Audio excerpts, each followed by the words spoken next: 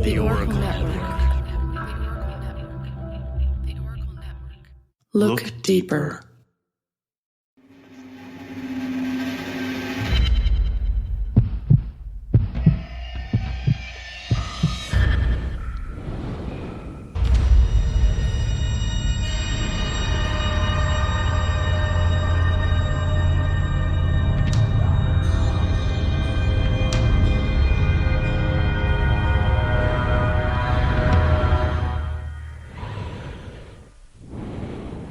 Welcome to Brew Crime. I'm Mike. And I'm Beck. And I'm Nina. This is our anniversary episode. This is 2 years of Brew Crime now. So we're going to do anniversary crimes, because why not pair it with that? So what are you two drinking, since we're not fully pairing yet again? So I'm going to be classy and fancy and get a fancy kind of lager. Obviously, it's still a lager. The Okanagan Springs 1516 lager. Nice. 5% alcohol, and the reason I chose this for today's drinking is because it's the only option in my boyfriend's fridge. It's a very good reason. I'm drinking coffee right now, but I'll open a beer later. Sounds good. Well, I'm also drinking Diet Coke, but I'm drinking a mixed fermentation Saison Luminosa from Lupolo Brewing out of Vancouver. It's 5.5% alcohol. It's quite tasty. All right, well, let's get into it. So Nina's going to tell us the first anniversary story for this episode. Yeah, so obviously anniversary episodes, I wasn't sure what angle we were going to go at, so I tried to find something that's up my alley, which is murder. So... Happy anniversary! Yeah. Happy anniversary, now you die. So... I don't usually like to title my episodes or like my little stories or whatever you want to call them that I do. And I'm not going to title this one because I'm just going to keep it real. But I did come across a particular article that had a title which I wanted to share. Mostly because it's like one of those, like when they ask you a question, but obviously you know the answer and it just sounds stupid. And I wonder who came up with it. It was just like, oh yeah, that's the one. That's the one for the article.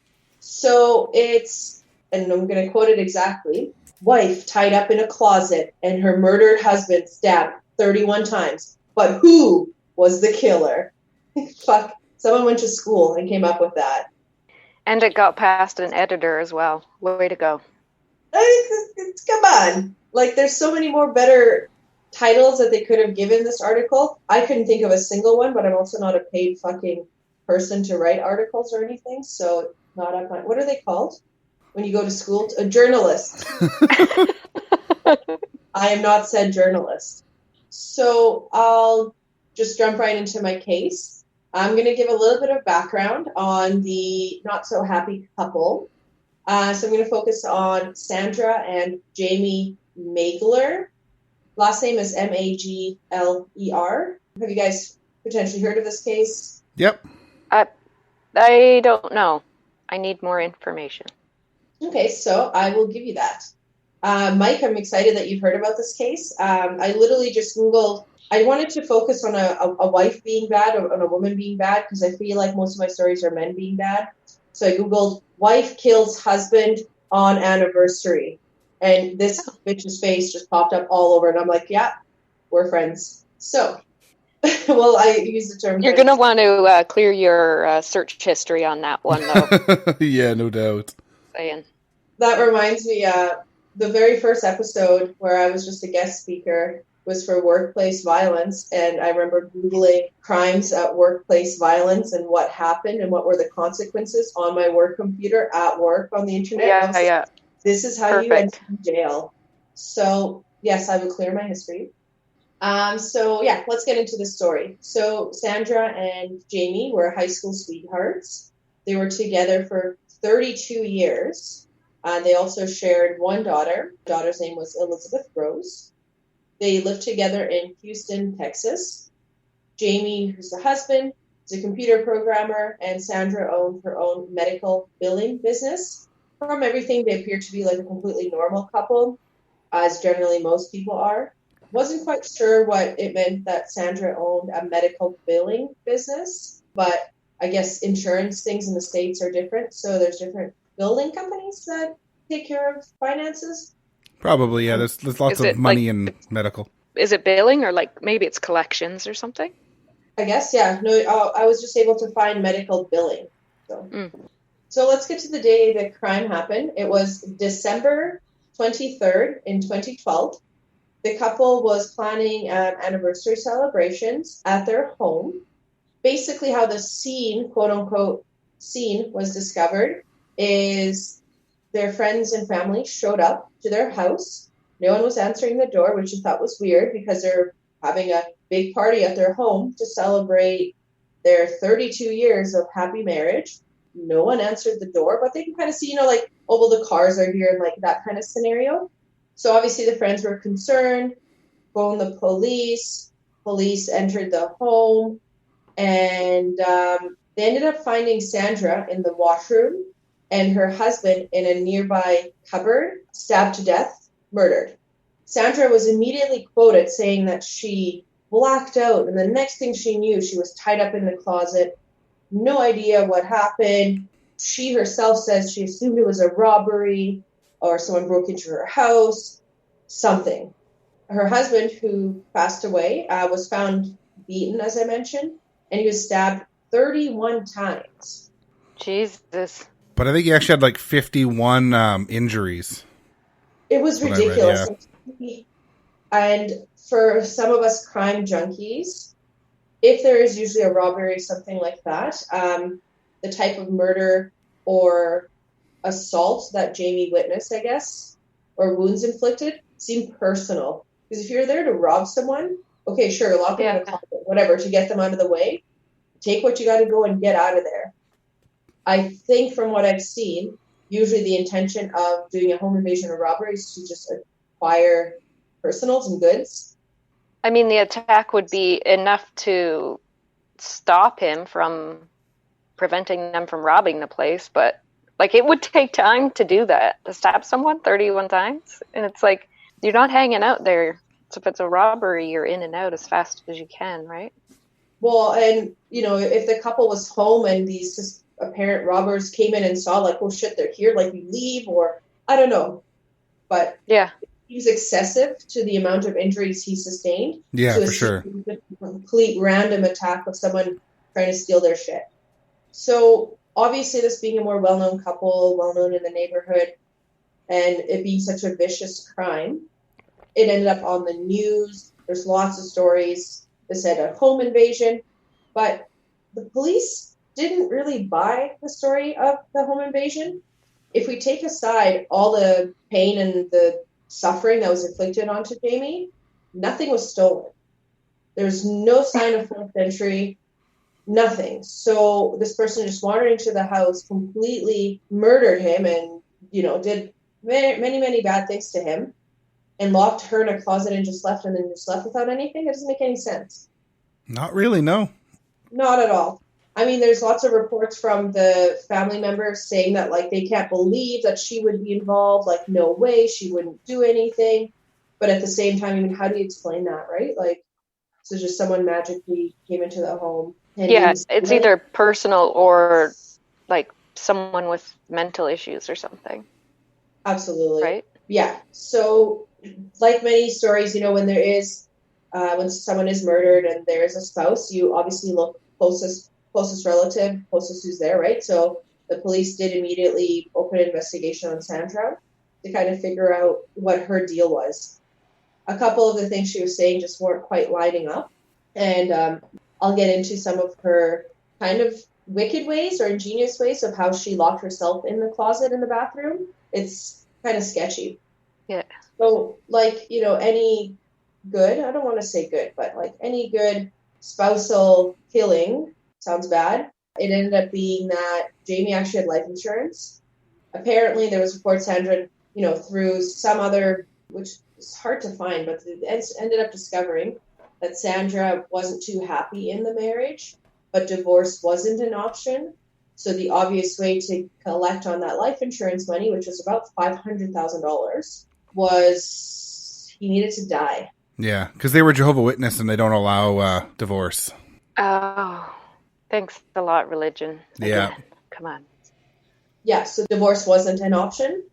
essentially what ended up being brought to trial was that she staged a home invasion, killed her husband, a lust murder, I think was referred to, and that she planned to have the anniversary celebration for their wedding anniversary at their home, so that her friends and family, everyone walks in on her, poor crying in the washroom and him dead, and walks into that scene so that there's as like witnesses kind of. Yeah, like why would she invite that many people over if that's what she'd done, right? Mm-hmm. Unless it was to set herself up. No, exactly. But like from her point of view, that's why she would set it up. Yeah, it's pretty bad. So it took almost 2 years for the case to actually go to trial. As I mentioned, obviously the prosecution focused that the motivation was life insurance payout. And as Mike mentioned, divorce just wasn't an option, and religious reasons, and how's she going to get a payout? What is she going to do without money? Which is a kind of a fucked up way to think about. If you don't want to be with them, be with them and figure your own shit out. Yeah, definitely. But not everyone's the brightest bulb in the lamp. What's that expression? Sharpest tool in the shed. Yeah.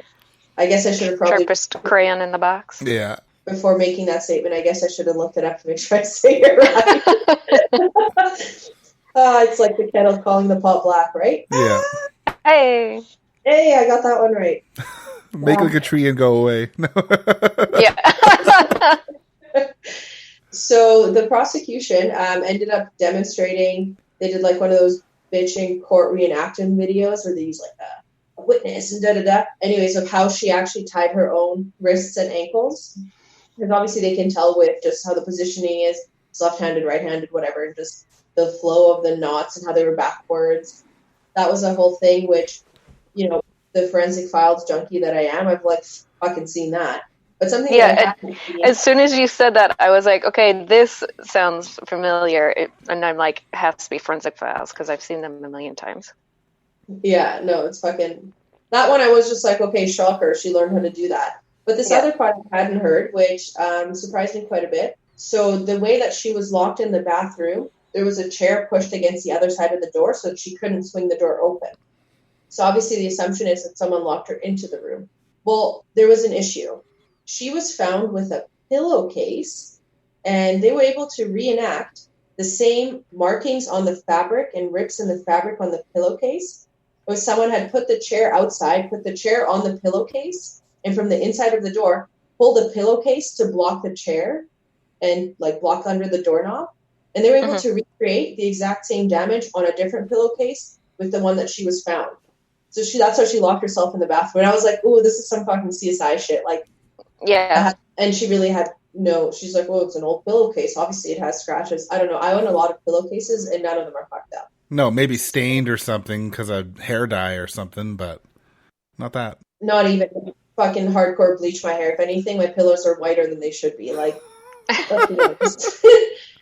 no, but I thought that was it was a unique thing I hadn't seen before, or how they explained how she managed to set the chair against the door to lock herself in. Yeah.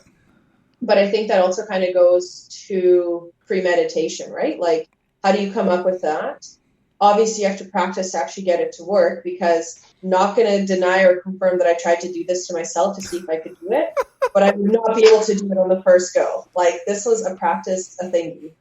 Well, same with the tying her own hands behind her back. Like, how many times was she practicing that when he came in and was like, what are you doing there, babe? You know what I mean? Oh, nothing. Just my stretches. Just my stretches. It's fine. Practicing for Boy Scouts. I really don't understand Pilates. So if someone was trying to show me Pilates with rope, I'd be like, that makes sense. That tracks. Yeah. So, yeah, that was interesting. And then something else I found curious is, assuming it was a home invasion, there should be no evidence of cleanup. Because if you're going to go break into someone's home and viciously stab someone and murder someone, like, you're going to spend time hanging out and cleaning. Well, they ended up finding that some of the blood that was spilled with him being stabbed, of course, there was a lot of blood. I couldn't even imagine what the scene looked like, that there were cleaners and bleach used. And what was interesting is on Sandra, they were able to point out that her pinky finger on her right hand, actually the nail was clouded, which happens with the hand being in the bleach and cleaners for too long, which is how her hands actually got damaged, which I thought was also like, how do you get away from that? Like, Yeah. so obviously should have worn gloves, or even better, should have just gotten a divorce and not even been in this situation, but can't ask for too much. Or just leave. Well, that's the thing, right? Just get out. I don't know, right? Like, obviously different time and a place, and people have different religions and reasons that they stay in broken marriages or bad marriages, but I just think there's so many other opportunities versus going to something like this. I don't know if it's for religion, like, why don't you say, like, hey, you know what, this isn't working out, let's get some counseling, let's see how we can work on this. I don't know. Well, and there's no way that divorce is not allowed, but murder is? Yeah. It's a lot of those issues with religion, though. I don't know. Obviously, Sandra ended up getting sentenced, 27 years in prison. Apparently, there's still a lot of doubt from the opposition, because the defense did say that technically there was no physical evidence connecting her to the murder. She didn't have any bruises on her hands and nothing like that.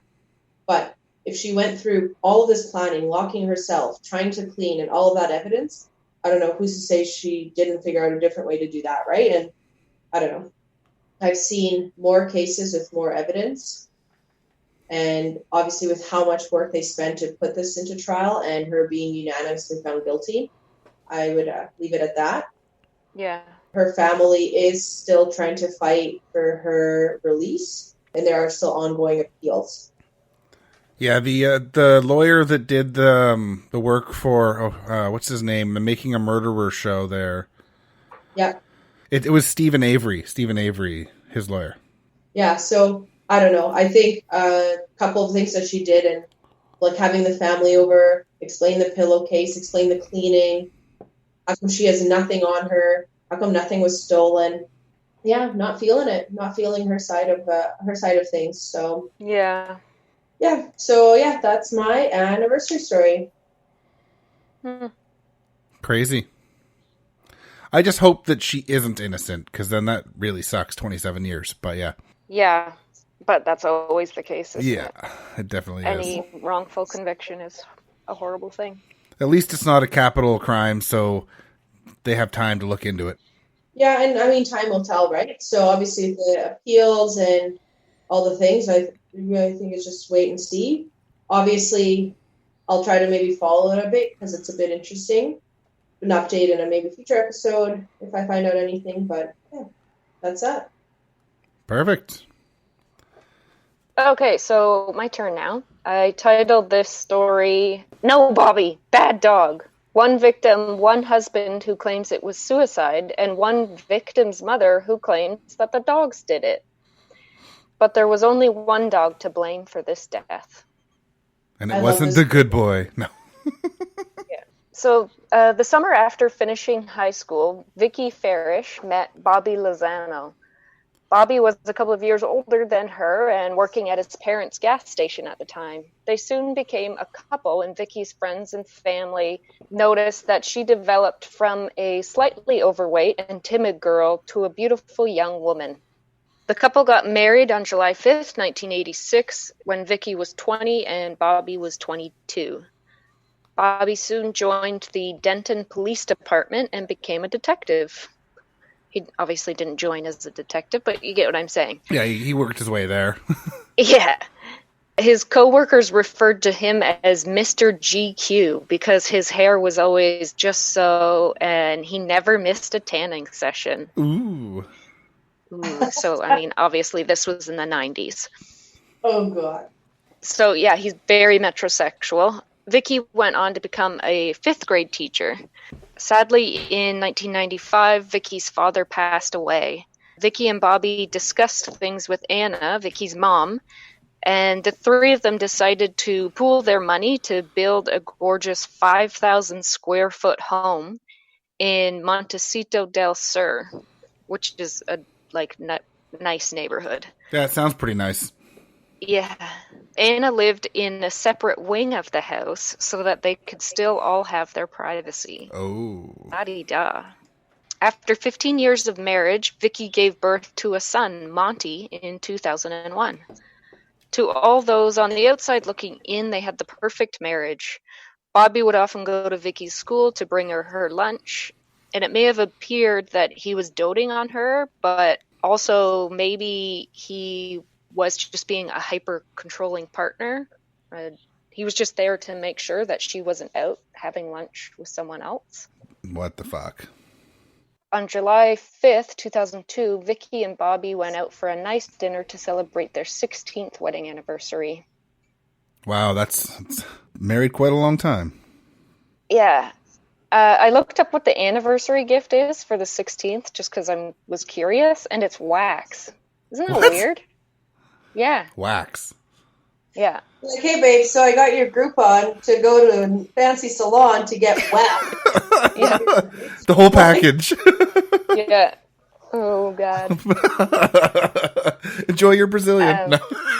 Oh. So they got home and the family settled in for the evening. Around midnight, Bobby said that he had to go out for work, but that wasn't really odd. He was a detective and, you know, crime doesn't really happen on a schedule, so him having to leave that late at night wasn't abnormal by any means. He returned home a couple of hours later. The following evening, according to Bobby, a lot of this information is like according to Bobby, so, I mean, you'll be able to tell when I'm like, yeah, okay. So Monty was put to bed around 7 p.m., and Viki wasn't feeling well, so she went to bed to watch TV for a while. And Bobby went to the other room to play video games on their computer. He was gone for about an hour, but since the couple planned on going to the firing range the next day, Bobby returned to the bedroom to clean his handgun. Bobby laid a single sheet of newspaper down on the bed and was going to clean it there. Okay, I don't own a weapon. I don't know anything about cleaning weapons, but cleaning a handgun on a bed doesn't seem like the best decision. Whenever I see it in the movies, it's always on a table or something. It's got to be a solid platform. Right? Like a solid surface, something that's easy to clean off. You don't want to lose the springs and stuff. Yeah. But if you're a lazy son of a bitch, bedtime is gun time. Yeah. Probably snuggles not it to at mention, newsprint would stain the sheets as well. Like, you know, you get that ink or whatever comes off on your fingers. Yeah. Like a little film, yeah.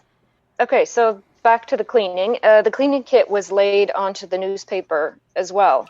Bobby removed his gun from the holster and removed the magazine from the gun as well as the live round before placing the gun on the paper. Bobby then remembered that he had a tanning appointment at 8:30 at night. Okay. I guess.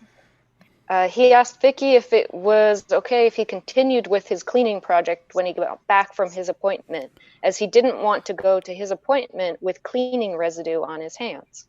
Viki apparently offered to clean the weapon for him, but Bobby insisted that it would only take a few minutes to complete when he returned home.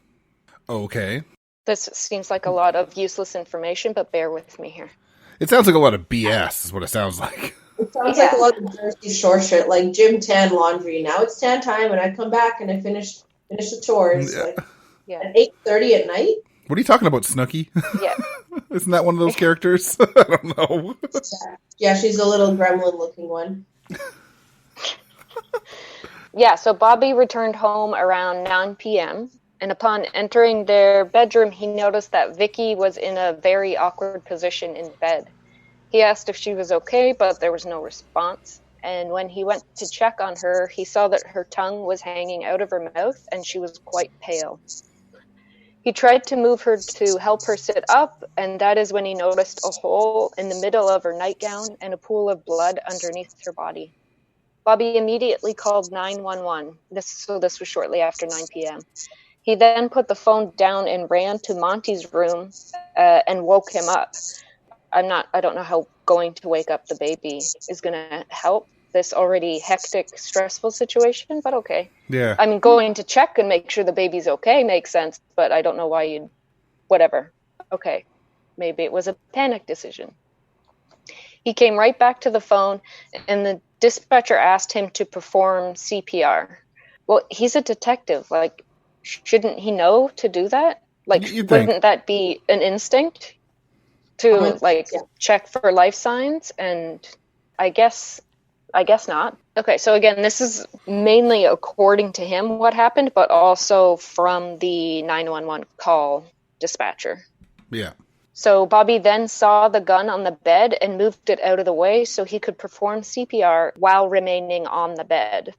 Sooner rather than later, he was back on with the dispatcher to let them know that she was either unconscious or not breathing. I tried to find the actual 911 call so I could get clarification on that, but I couldn't find it anywhere. So I'm not sure which was the case, unconscious or not breathing. When first responders arrived, Bobby had turned on the lights for them and met them at the door with Monty in his arms. Captain Luke Scholl noticed that Bobby was oddly well kempt and not winded at all, considering he had apparently been performing CPR for the last 5 minutes. I don't know if you guys are first aid trained, but that's not easy. No, I have been trained before, yeah. For 5 solid minutes. So he also noticed that Viki's chest wound was in the same spot that CPR should have been performed, but Bobby's hands and clothes had no blood on them at all. So that's a bit odd. But I mean, as a detective, wouldn't he know how to cover his tracks? Right? So Captain Luke entered the bedroom and found that Viki was already waxy looking and was cold to the touch. This indicated to him that she'd been dead for a while. Lividity had already set in the area around her right ankle, so she'd been dead for at least 30 to 45 minutes before he arrived. But he felt it was probably even longer for the state that she was in. Brandon Galbraith was another paramedic on site, and he came to basically all the same conclusions as Captain Luke had. Richard Godoy was a friend and co-worker of Bobby. He observed that Bobby looked very polished, as if he'd just gotten out of the shower, and that was not what you'd expect from someone who'd spent the last 5 minutes doing CPR. Chief Deputy Sheriff Lee Howell was Bobby's supervisor. He observed the scene and realized that it looked staged.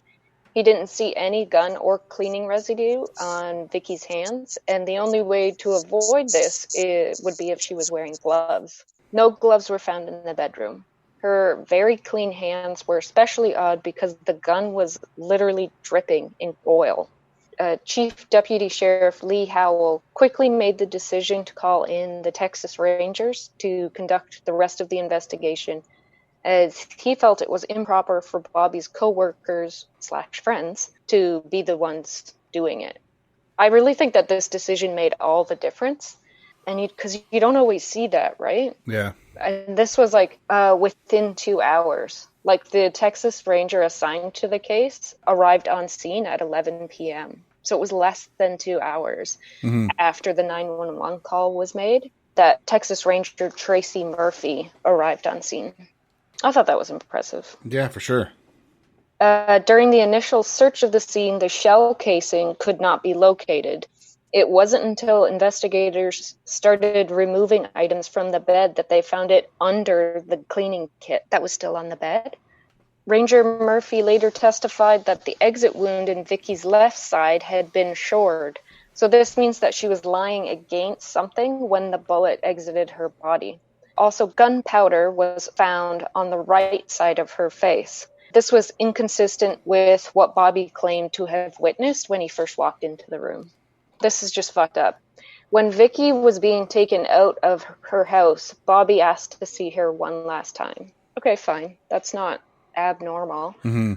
And the coroner opened the body bag, and Bobby said, quote, "Well, take care," end quote. What? Then turned and just went back inside. What the fuck?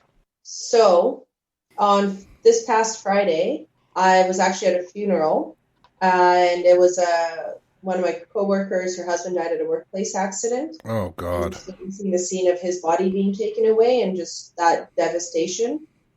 Having someone say, well, take care. Yes. He's a sociopath. Yeah, right? Yeah. Well, take care. Better luck next time. Right? Fuck. Yeah, so fucking weird. Literally, I have goose pimples all over my body thinking about that. Ugh. So Viki's mom, Anna, wasn't at home at the time, but became convinced that the shooting was some sort of accident. And she speculated that one of Viki's little dogs jumped on the bed and the gun just went off while Viki was cleaning it. Not sure how this explains the complete lack of cleaning fluid or gun residue on Viki's hands, right? Like if she had been cleaning it, that would be there. Yeah, for sure.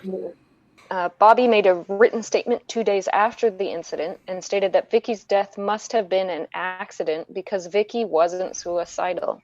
Quote, she had no reason to be, end quote. He did mention that Viki suffered from a condition which left her listless and with long days of fatigue, as well as an arthritic condition. He also claimed that she was bedridden on doctor's orders for 2 months after Monty was born. What does that have to do with her getting fucking shot? I have arthritis. That makes sense. There it is. There's the nail in the casket. Yeah. So obviously the investigators didn't just rely on Bobby for information. Once they started to talk to Viki's friends, they began to learn about the unsavory side of Bobby. It wasn't okay for Viki to have lunch with anyone else or even to eat what she wanted to eat because he controlled what she was eating as well. Fuck that. Bobby would go out with whomever he wanted, whenever he wanted. Bobby had Viki carry around a photo of herself from when she was overweight so that she would never gain the weight back. When they were at the gym together, he weighed her and kept track. To make sure that she wasn't gaining any weight. What a fucking psychopath. No comment. Yeah, a large part of the reason that they waited so long to have a child was that Bobby was afraid that Viki wouldn't lose the weight after having a baby. So he's a fucking piece of shit. Yep. He's not even attractive. He has no chin. Like, he's ugly inside and out. Yeah, no shit. And I bet you anything he wasn't keeping himself looking tip-top shape either. So often the case. Well, no, he was obsessed with it. Oh, was he? Tanning bed and going to the gym and his hair. And a detective can't afford that kind of lifestyle, that huge house. But Viki's family was well off. So, life insurance. Spoiler. Shh. Yeah. So 2 days after the incident, Detective Cynthia Waters of the Denton Police Department, that's where Bobby worked, told her supervisors that she and Bobby had started a relationship in February of 2001. They were both married at the time. Bobby told her that his marriage was more of a friendship than a sexual relationship. Viki was pregnant at the time, so I'm not sure how that makes sense, but okay. Bobby also told her that he and Viki planned on separating a year after Monty's birth in August of 2002. It's not how I would celebrate a child's birthday, but okay. He only gets worse, though. By December 2001, he'd given her a promise ring, and in February 2002, he gave her a card that said, "Happy anniversary to my wife." This is for Cynthia, the girlfriend. Like, you're an idiot. In February 2002, Bobby and Cynthia were looking at houses that were well beyond the means of 2 police salaries. Bobby told Cynthia that he had $700,000 in Mexico that would not be part of the divorce. In actuality, and unbeknownst to Cynthia, Bobby took out a $350,000 life insurance policy on Viki. And this was on top of the $750,000 policy that he already had. That's a lot of money. Viki was also due to receive the money from a trust fund that her father had set up. If she passed away, the money would go to Bobby. Coworkers tried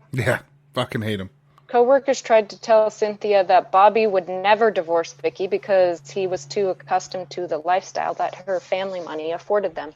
And in March or April, Bobby told her that he and Viki had finally agreed to separate, that he'd be moving into an apartment in June and they'd be divorced by July.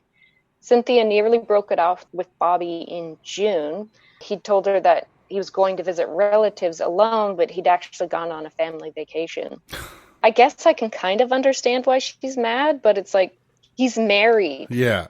And you're mad at him for going on vacation with his family. I guess it's the lie that she's mad at, more so than the action. But anyway, Bobby convinced her to give him a second chance, and that if he hadn't moved out by June 30th, he'd understand if she dumped him. So June 30th came, and Bobby didn't move out. It's shocking. Yeah, of course. He told Cynthia that he had hit Viki during a fight and was worried that if he moved out, she'd press charges for assault. And he also expressed concern that Viki was slowly poisoning him and intentionally giving Monty milk, even though he was allergic. There's no evidence of either of these things. I swear he just makes shit up for sympathy, right? Probably did. But, like, it's just all bad, though. Like, any way you look at it, like, yikes. So at this time, Bobby returned all of the cards that Cynthia had ever given him. And Cynthia told Bobby that the relationship was over. Yay, right? Finally. But no, because remember I mentioned that Bobby had to go to work the night of his wedding anniversary? Yeah, he'd gone to see Cynthia, even though they'd broken up a week earlier. What a piece of garbage. Yeah. So Bobby and Cynthia both resigned 3 weeks after Viki died. The relationship was just one of many that Bobby had going on while he dated, became engaged to, married, and had kids with Viki. He was having extramarital affairs or like affairs outside of their relationship the whole fucking time. He just gets worse. Just a quick warning, he's about to get even worse. So while Bobby and Cynthia did actually have a relationship, Bobby also used his power as a detective to get what he wanted. One woman, who I left her name out, had sex with him after he promised to get a check cashing charge dismissed. Not only did he not get it dismissed after she agreed to have sex with him, he ghosted her. And then 2 weeks later, he reached out to tell her that they couldn't be together because he didn't want to lose his job for her. Because he defends the law and she breaks it. Oh, fuck. You're breaking the law. You're an idiot. This guy's just like serious sack of shit. Wow, he just does get worse and worse and worse. It's a God complex, right? Like, he's the best, he's the greatest, he's going to get away with all of this. Like, Yeah, he thinks he's infallible. So he also had sexual relationships with women that he met when they came to the police department to report sexual assault. Fuck. Yeah, I'd hate him. An autopsy was performed by Dr. Gary Sisler, which revealed even more evidence of inconsistencies with Bobby's version of events. There was popcorn residue found in Viki's mouth and stomach. And there was also remnants found in her shirt and in the bedding. So clearly she was having popcorn in bed. I mean, best idea, right? Yeah. But there was no bowl found in the room. So where did it go? She couldn't have moved it, right? Doesn't sound like it. He also deduced that the gun was held at least 3 to 6 inches away from her chest when the bullet was fired. And in 97 to 99% of suicides, the gun has direct contact with the skin, but definitely didn't in this case. So Bobby was finally indicted for Viki's murder 6 months after her death. He was released on $125,000 bail and went home to his son Monty and Viki's mom Anna, because they were still living together. Well, and Anna was completely on his side. So she must have been really sure that it was the dog's fault. A year and a half later, on July 14, 2004, the DA, Bruce Isaacs, had all charges against Bobby dismissed because the coroner changed the cause of death from undetermined to suicide. And furthermore, a coroner from Chicago had reviewed the file, and their opinion was that it was suicide. So he's just free. And I bet Bobby, as well as like everyone else, thought that that was that. Because it's not like Viki's mom, who's her family, was helping her case at all. Anna felt that Bobby had saved Viki's life. The family had a history of suicide, and Viki was depressed because of her weight. According to Anna, Viki was a, quote, lonely, miserable girl until Bobby came along, end quote. What the hell? That's what her mom said. So here's the real hero of the story. Donna Fielder is a journalist and true crime author that worked for the Denton Record Chronicle at the time. In September of 2008, she wrote an eye-opening article entitled Sex, Lies, and Bloodshed. This paired with a new DA, Paul Johnson, being open to taking a second look at the case, kicked the re-investigation into high gear. So step one, contact the original coroner, Dr. Sisler, and find out why he changed the cause of death from undetermined to suicide. Answer, he didn't. He never changed it. It still says undetermined. He has no idea why the original DA said that it was changed. Okay, so they contact the coroner from Chicago that had also agreed with Dr. Sisler, and the answer there was he never changed his opinion. His opinion remained that he agreed with Dr. Sisler, that it was undetermined. So when there was that misrepresentation that it had been changed, then the second opinion just went along with that, right? But really, it had never been changed. How does something that stupid happen? I don't know. So in July 2009, Bobby was charged again, and the case was strongly leaning on circumstantial evidence. But like, as you've heard, it's a fucking treasure trove of evidence. By this time, Bobby had started a real estate business with his new wife, and what hadn't changed was his living arrangement. So he was living in that house where Viki died with Viki's mom and his new wife, and obviously Monty, his son. Viki's mom, what are you doing? Yeah, no shit. So all of the previously mentioned people noticed how odd Bobby was acting, or like how his statements were completely contradictory to the physical evidence, testified against him. And even Viki's doctor testified that she never put Viki on bed rest after she gave birth and had no idea why Bobby would say that. But he would just say shit like that so that people would feel sorry for him, like, oh, he has to stay with his wife because, she's not well or whatever bullshit. A former girlfriend of Bobby's, Karen Alexander, testified that when she dated him from mid-1998 to March 2001, he gave her a promise ring and told her that he didn't love his wife but had to stay with her until they inherited the money from a trust fund that his father-in-law had set up. And he went on to tell her that Viki had leukemia and he just wanted to end her suffering. She fucking never had leukemia. Like, what the hell is wrong with you? Yeah, just more bullshit. So the crime lab director, Rondell Singer, testified that Bobby's gun could only be fired if the trigger was pulled all the way to the rear of the weapon. Like, it's a service weapon. It's not just going to misfire if it gets dropped. Like, if it was dropped, bump, or hit by a dog, it wouldn't misfire. So let it go, Anna. The fucking dogs didn't do it. The prosecutors used Bobby's timeline and Viki's lividity to show that she had been dead for a while before he even went to the tanning salon. They checked his computer and it hadn't been used at all that day. So when he said that he was on there playing games or whatever for an hour, fucking bullshit. For Bobby's version of events to make sense with the physical evidence, here's what would have had to occur. So step one, Viki picked up the weapon, loaded it, and put a round in the chamber. Step two, she then oiled the weapon excessively.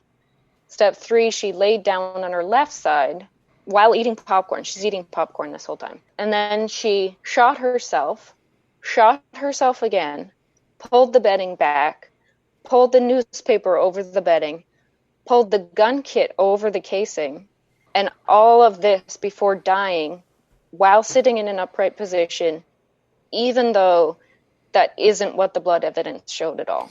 Well, why get the facts in the way, right? Was there any butter or popcorn residue on the gun? No, I don't know. What it said, the gun was literally dripping in oil, like in the cleaning oil, and it's just like, you would never, ever, ever need that much. So, and the defense put on like a whole show of this in court. They brought in a king-size bed to show the jury what could have happened. But of course, since the defense brought this bed in, obviously the prosecution's going to use the same thing. And they were able to show that what the defense was claiming was just impossible. But there's all like pictures of that as well. And it's like the defense attorney and the assistant are in this huge king-size bed in the middle of the courtroom. And it's just ridiculous. So Anna took the stand as well during the trial and testified that she'd previously seen Bobby set up his service weapon on the bed to clean it. But it's like, we already know whose side you're on, Anna. After 2 weeks, the case was sent to the jury to deliberate, and it took a mere 5 hours to come back with a guilty verdict. The defense attorney urged jurors to consider Bobby's 16 years of dedicated service to the public. But I wouldn't call taking advantage of sexual assault victims dedicated service, and apparently neither did the jury. It took them an hour and a half to sentence him to 45 years in prison with no parole until after he served 22 and a half years. Of course, he appealed, but it didn't work, so suck it, Bobby. He's still in jail. Good. Where he should be. Yeah. Yeah. That's it. What a piece of shit. And his good boy was a good boy. Yeah. Don't blame it on the puppy, damn it. It doesn't even make sense. They don't even have opposable thumbs. Like, Yeah. if he had a house monkey as a pet, Maybe it was Bubbles. Maybe got the canine on it. Yeah. No. Or if it was a service dog, like a police dog, he's like, "Oh, the fucking police dog did it. She knows how guns work." Like, stupid. I don't think that's part of their training. If it was like a really violent, brutal attack, you could try to blame it on the dog. But yeah, not a gunshot. That's my case. Thank you for sharing that. Another horrible anniversary. I think this podcast anniversary has gone a lot better so far. Mm-hmm. Yeah. Has it gone a lot better? Yeah. So, yep. As you guys know, usually when we record, each of us has a story that they share. Because everything that's been going on, turns out we literally just discovered prior to Beck starting her story that Mike and I do the same fucking story. Well, I found out as soon as you started your story, and I just kept my mouth shut. Yeah. So we tried to be like, you called it first, I called it first, and then we went through our chat messages. Mike definitely said that he's doing the story, and he calls it. Then I said the exact same story, because I obviously didn't read his message, and he said, sounds good. So, we suck, but nothing like a good little anniversary treat to only get two of us to talk. Instead of all but three. I did pair a beer with our case, Nina. Oh no, I totally forgot you found pairings. So, yeah, I went to a liquor store and just happened to walk right up to a spot where there was a pairing. So I got the Backcountry Brewing Widowmaker IPA. Ooh, good. There you go. Yeah. It's a nice, super, super hazy orange, juicy IPA. It is 6.7% alcohol, and it's frigging epic. It looks really good. Yeah. I love that orange, cloudy. Almost no bitterness, just like, fruity, tropical, a little bit of pith. Yeah. Well, I'm glad that at least we teamworked together and you did the pairing for her fucking story. High five. High five. With myself. So, yeah, we don't have another story to make up. However, I know in previous episodes we've definitely said that we try to keep each other's full stories, to a minimum, because we want to have it be a surprise for the listeners and a surprise for us to hear it. Boy, did we surprise ourselves today. Yeah, we just fucked up. I'll probably save my story for another, maybe a Patreon episode later, just because we do have a very different take on the case, although we both agree that we think that she was guilty. But yeah, I'll probably we can't do save that, it for a while. Think mine was better, yours was better. No, they were just totally different. Now we fucking shit the bed. Totally different. So I might save it for later for something else. Okay. But I guess usually Mike would now talk. So Mike, do you want to wrap us up for today? All right. Well, thanks for tuning in to our anniversary episode. If you enjoyed the show, you can find us on all of the podcast apps. You can email us story ideas or just let us know what you thought of the show at brewcrime@pacificpeerchat.com. You can go to our website, brewcrime.com. You can buy our merch at brewcrime.threadless.com. And if you like our show and you'd like to support us, you also get bonus, once a month you get a bonus episode and you get early access ad-free to all of our episodes. You can go to patreon.com/brewcrime. I'd like to shout out to all of our Patreon supporters. We got 3 Beers In Podcast, Amber, Ange, Daniela, Nina's mom, the Faves of Our Life podcast, and True Crime Nana. Cheers. Cheers. Thanks for coming. Yes. Thanks for listening to 2 of our stories. Peace. 2 stories for our 2-year anniversary. Yes. Hey! Woo! The whole plan all along. Yeah, that's it. That's it. Yeah, totally. Mm-hmm. Cool. Brew Crime's intro was created by Mike using Creative Commons Attribution licensed audio from purple-planet.com, soundbible.com, and freesoundeffects.com. Logo design was by Ben Greenberg. All cases and stories were written by Beck, Nina, and Mike, and our sources are put into the show notes for each episode. We always want to give credit to the people that research the cases we talk about. Check out our store at brewcrime.threadless.com, where you can purchase swag like t-shirts, phone cases, beach towels, and all kinds of cool stuff. We can also be found on your favorite podcast apps, our host, Spreaker.com, or brewcrime.com, as well as at Brewcrime on Twitter, at Brewcrime on Facebook, at facebook.com/groups/brewcrime. Thanks for listening. This has been a production of Pacific Beer Chat. Hey there, Rainbow Warriors. It's me, CJ, host of Beyond the Rainbow, True Crimes of the LGBT. I have sprinkled myself with protective glitter and jumped upon my trusty unicorn to bring stories of the LGBTQI. Whether you belong to this community or not, I welcome you to take a listen to Beyond the Rainbow. I have all sorts of crazy, chilling, and horrifying stories I tell. It's available almost everywhere you listen to podcasts. Still not sure I'm worth a listen? Then check out my website at beyondtherainbowpodcast.com. And remember, it's not a crime to be gay. Unless you're a murderer. All right, this episode is our anniversary episode. I think this is year 3 now. Or is it year 2? Fuck if I know. What?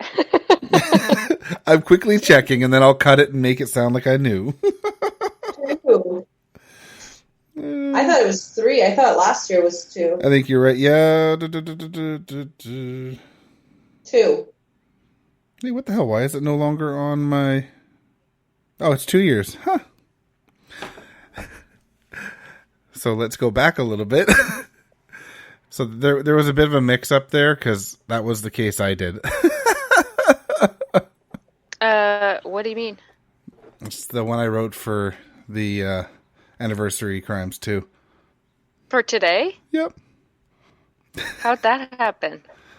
Did you guys already talk about this or something? No, I just noticed that when she mentioned the title. We did the same prequel? Yep. How? See... We've both been out of our minds this week. I did post it on here. I looked back on the Facebook, but yeah. Shit happens. What are we going to do? I even said Jaime and San Mango, and you said sounds good. I don't remember saying sounds good, because I posted a couple days before. Right there. Look, like... Oh, well, let me show you before that. Oopsie doo. Oh my god, you said that was literally your message was that, and then I said, cool, I'm doing the exact same thing, and you said, sounds good. Oh my god, you guys. I don't even know where it is anymore. I have to find it, but too funny. No, literally said, I'm going to reserve Sandra Melgar for Anniversary Crimes. And I said, for Canadian episode, I'm doing this. And for Anniversary, I'm doing Jaime and Sandra Melgar. And you said, sounds good. I didn't even see that. We literally said that a day. Oh my god. I've been, like I said, I was fucking half asleep for a week and a half now. Did not even see that. It was bound to happen, guys. And it was bound to happen. Anniversary, we'd fucking shit the bed. So. That's why I shouldn't pick first. no. When you episode then. I'll save it for Nina, a when you Patreon in the mentioned- future. Nina, when you mentioned the case that you're doing for the Canadian one, I was like, God, that sounds familiar. So I started looking it up and looking through all our, our spreadsheet and everything, because I was like, it just sounds so familiar. But I think it was one that I looked at doing and then didn't. And that's why it looked familiar. And I was just like, okay, it'll be fine. Oopsie doodle. Well, what are we going to do for yours then, Mike? We'll just have two this one.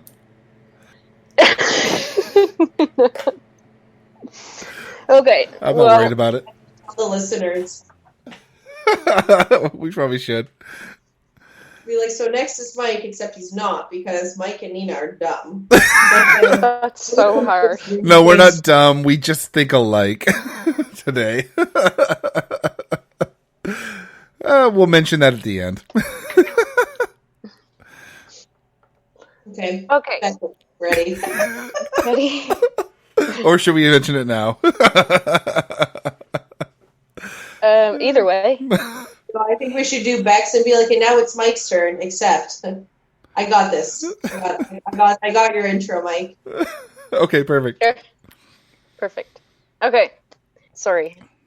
I typoed this, and it says Booby returned to the bedroom to clean his hands on. Oh. Because couples that shoot together stay together, right? That's right.